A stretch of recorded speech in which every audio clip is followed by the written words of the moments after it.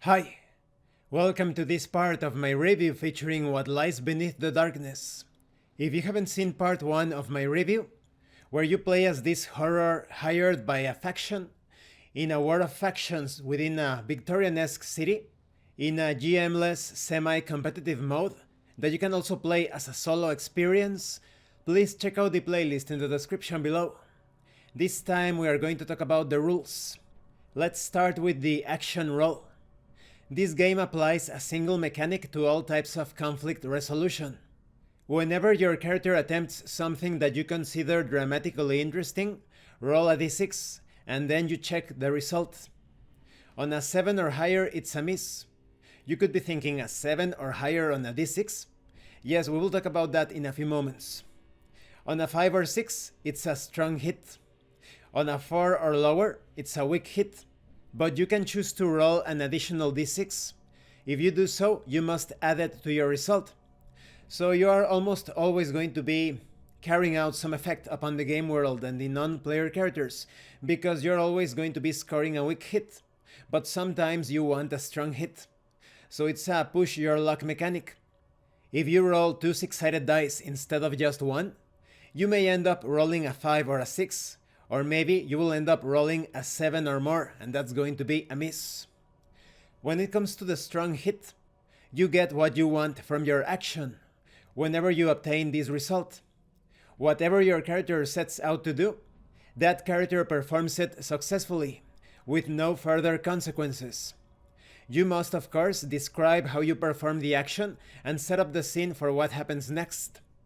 In the case of a weak hit, you get what you want from that action, but there's a cost or a complication. Whatever your character sets out to do, that character is successful but with unwanted consequences. You describe how you perform the action and how the complication manifests itself in the situation. If you can, use it to set up what happens next in the scene. If the result is a miss, you get what you don't want from that action. Describe how the complication manifests itself in the situation. If you can, use it to set up what happens next in the scene. If you are having trouble coming up with consequences for a miss or a weak hit, you can pick or roll on a table included here. Perhaps there is a new threat or obstacle, or maybe a twist or inconvenient truth appears or is revealed. Now let's talk about corruption. Your corruption track shows you how much darkness of your horror is eating through your psyche and getting out of your control. You start the game at 0 corruption. Every time you roll a miss when making use of your horror powers, you mark corruption on your character sheet. From now on, every time you make any action roll and your result is equal or under your current corruption, you must choose one of 2 things.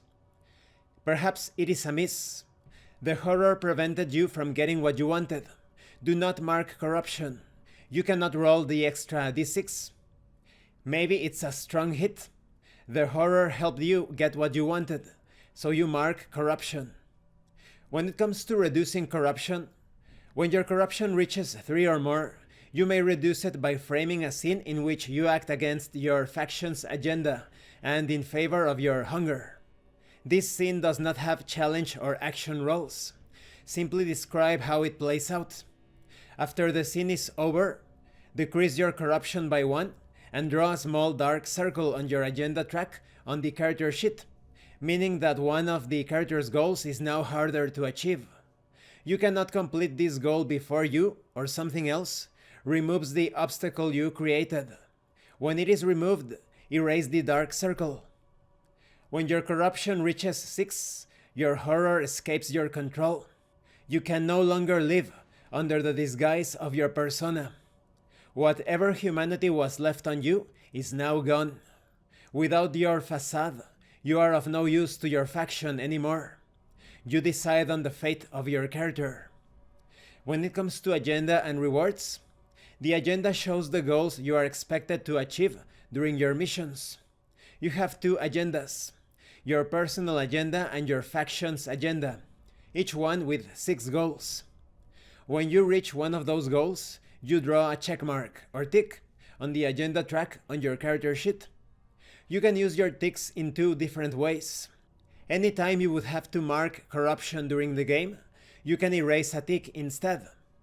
At the end of your mission, you can use each unspent tick to upgrade or rewrite one trait, or gain one new trait, erasing all ticks after that.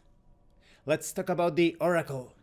This is a mechanism that answers questions you could have about lore, rules, truths, and so on. Remember that this is a solo or semi-competitive experience. There is no game master. So it feels a bit like a solo together experience. Each player is playing out the scenes related to his or her character, but every now and then their scenes will intertwine and there will be interactions between the player characters. Whenever you have a question for which the group does not have an unequivocal answer, phrase it as a yes or no question. Decide which one is more likely to be true, and then roll 1d6. You check the result. On a 7 or higher, it's a misfortune. On a 5 or 6, it's unlikely. On a 4 or lower, it's the likely outcome, but you can choose to roll an additional d6. If you do so, you must add it to your result, so it's the same mechanic. So when it comes to questions, any kind of question works. Maybe you are asking, can the Fae fly? How long before winter? Are there zombies in town? Is it raining? So it gives you a small panorama of what the scene entails. Most importantly, you can ask the Oracle if a challenge or scene is over when you are not sure about it. When it comes to unequivocal answers, before you ask the Oracle, check with the group or your instincts, and go with the answer or route that feels better, that is more logical according to the context perhaps. Concerning yes or no questions, this is when you need a confirmation, when you think that something is quite likely or unlikely, without needing a more complex answer. Concerning likelihood, decide whether yes or no is more likely to be the answer. That's not always obvious, but you shouldn't overthink it. Just go with your gut, go with the flow. And this concludes this part of the review. In the next part, we are going to talk about character creation. So this game is quite rules light. And as I said, it's a sort of solo together experience. The other players are going to be interacting with you, but giving ideas for the non-player characters, for the scene, for the situation. So you're going to be handling things for your character, but every now and then the players are going to be the game masters for that particular scene. And likewise, when the scenes clash or intertwine, there will be a more direct interaction between the player characters, perhaps friendly, perhaps hostile. I also like how the ticks work as a sort of experience points resource, but they are also useful to keep your corruption under check. Thank you for watching this part of the review, and thank you for your likes and your comments. If you have any questions or comments, please let me know. And thank you so much to those of you that are going the extra mile to support the channel. If anyone else wishes to further support the channel, the information on how to do that will be in the description below. Once again, thank you, and see you later.